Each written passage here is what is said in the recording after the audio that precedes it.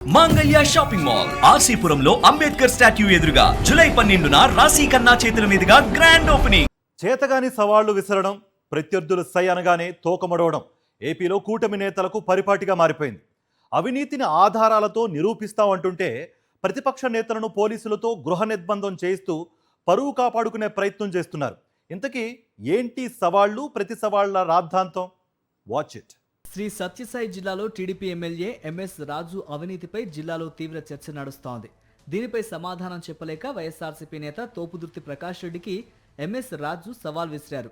తీరా తోపుదుర్తి ఆధారాలతో సహా నిరూపించేందుకు సిద్ధమవగానే రాజుగారి గుండెల్లో రైళ్లు పరిగెత్తాయి.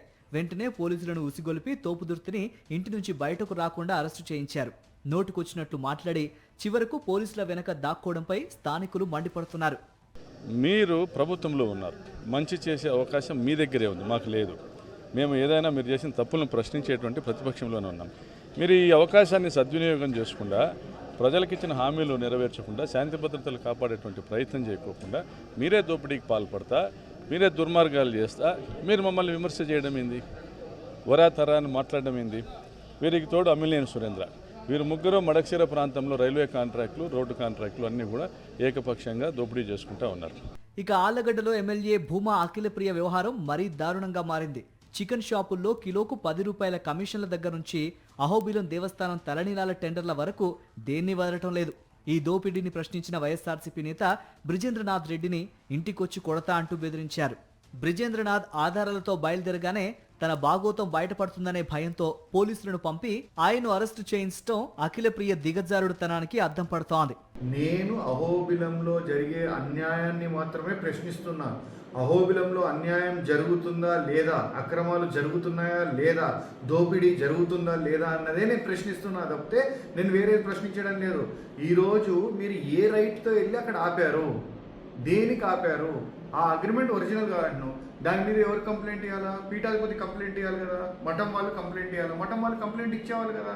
నీకు సస్పెన్షన్కి రిజిగ్నేషన్కి కూడా తేడా తెలియదు. ఇటు పల్నాడు జిల్లా నర్సరావుపేటలోనూ ఇదే సీన్.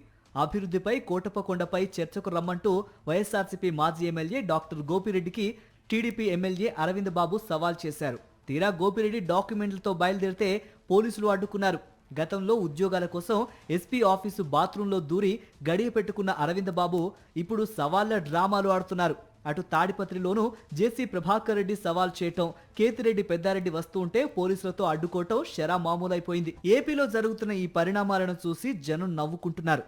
అధికారం చేతిలో ఉందని అడ్డగోలుగా అక్రమాలు, అవినీతికి పాల్పడడం, ఆ తప్పుడు పనులన్నీ జనాలకు తెలియగానే వాటిని డైవర్షన్ చేసేందుకు ఉత్తుత్తి సవాల్ చేయటం, ప్రత్యర్థులు ప్రతి సవాల్ విసిరిగానే పోలీసులను పంపించి అరెస్టులు చేయిస్తున్నారు. ప్రజాసేవ మర్చిపోయి అడ్డంగా దోచుకుంటున్న ఈ టీడీపీ నేతలు చివరికి తమను కూడా పావులుగా వాడుకోవటంపై పోలీసులు కూడా విస్తుపోతున్నారు. మరిన్ని అప్డేట్స్ కోసం ఛానల్ ను సబ్స్క్రైబ్ చేయండి. నోటిఫికేషన్స్ కోసం బెల్ ఐకాన్ పై క్లిక్ చేయండి.